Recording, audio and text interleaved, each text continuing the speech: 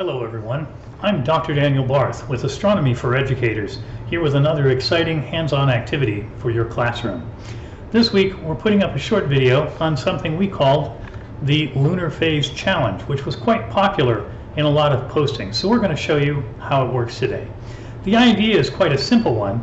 Our students and we as teachers say, oh, I teach about the lunar phases, I know about them, but do you actually know how they work and how they occur in nature? So what we're going to do is we're going to ask you to go ahead and take a worksheet here, and we'll give you today's lunar phase, and then we'll say, go ahead and predict for us what's going to happen over about the next 7 to 8 days.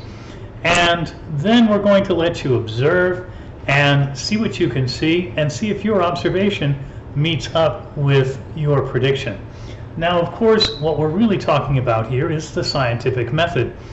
Students make an hypothesis, a prediction, and then do an experiment, in this case some observations, and see if prediction matches nature's reality.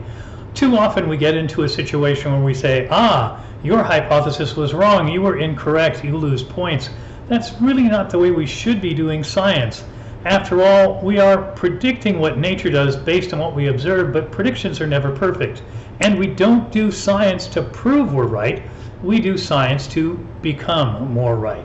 It's far more important, in my opinion, for students to be able to have a way to show that they've learned, that they've improved, and that they now bring a mastery and understanding forward than that they get it right on the very first try.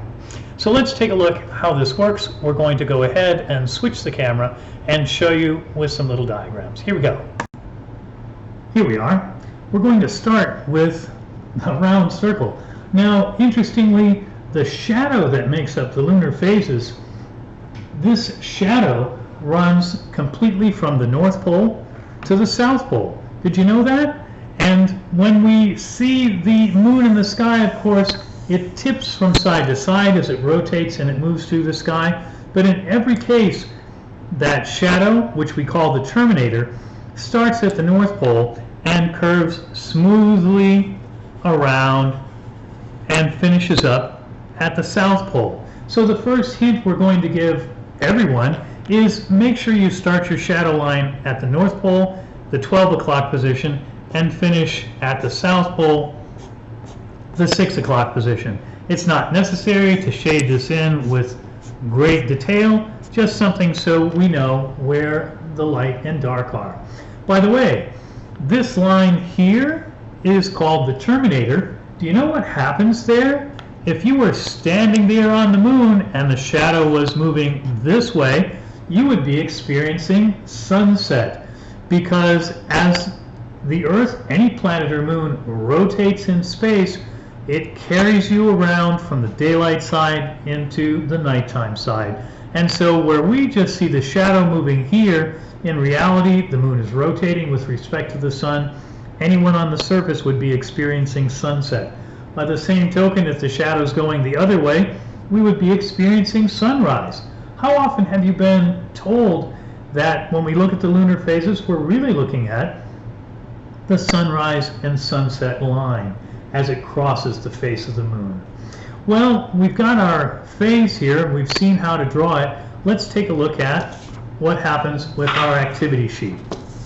Here we have our activity sheet, and what we're going to do is we're going to go ahead and give you today. The teacher will go ahead and look it up, and here's 12, here's 6, and I'm going to give you what today's lunar phase looks like. And we've got just a little shaded area like this. Now, basically, we tell students go ahead and put that same diagram on the top and on the bottom, because this represents what happens today. So there's really no prediction here in the first square. It's simply an acknowledgement of what we see. And what we ask students to do is then go out about every 2 days and look at the moon. So if you give this to students on a Monday, they would go out again and look Wednesday, and then Friday, and then Sunday, and then the next Monday they would bring their work back. Now, for the prediction part, I tell my students they must do this part in ink. I've had this experience before. Students have done these diagrams in pencil, and then they come back to class and there's all kinds of erasures. They're afraid of being wrong. An incorrect hypothesis is a win because now we know something that does not work. We know a model can be discarded. So let's go ahead and say, oh, well, I think that if this is Monday, we'll put an M there for Monday. We'll put a big W here for Wednesday, a big F here for Friday, and then a big S-U-N here for Sunday. Let's say that we said, oh, by Wednesday, I think the moon will look like so, and then on Friday, it would look like this, and then we decided that, oh, by Sunday, it's going to look way like this, and almost all the moon would be dark. Well, that's our prediction. What's our observation? We're going to go here and let the students observe and record their observations. Again, ink is best, and this can be a very short, easy activity. This doesn't take more than about 5 minutes to do. Not only that, but if we take a look at this, if we are in waning moon, as we are right now when I'm recording this on the 24th of August, 2021, that means we've had full moon already, and the moon is now shrinking and the illuminated part is getting smaller day to day. If we're in waning moon, then in fact we can see the moon in the morning. So if you start this activity when the moon is full or a couple of days after full, your students can come in the morning at 8 o'clock when school begins. Everyone can go outside and make an observation together. On the other hand, if you're starting this in the waxing moon, immediately after new moon occurs, then your moon will be visible immediately at sunset, and in both cases we're looking for the moon in the south-southwest. So whether we're talking about a waning moon, where we're looking for it in the southwestern skies in the morning, or we're talking about a waxing moon when we're looking for the moon in the southwestern skies in the evening, in either case we're going to take 4 predictions and then 4 observations and see how our predictions match.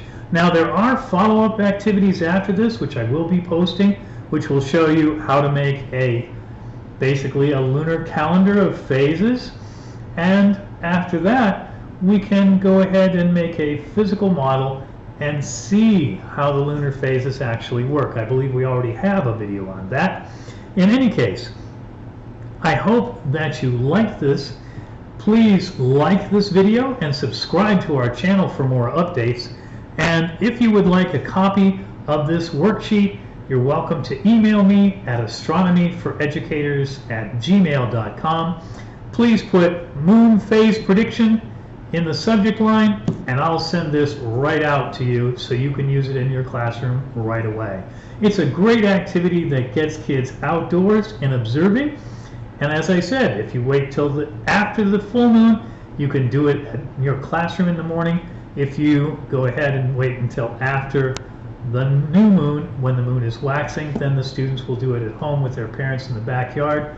And again, this can be done virtually anywhere. City, urban, remote, rural environment, doesn't matter, because the moon shows up in every sky. I hope you'll have fun with this and enjoy it. I'm Dr. Daniel Barth with Astronomy for Educators, and thank you for your attention.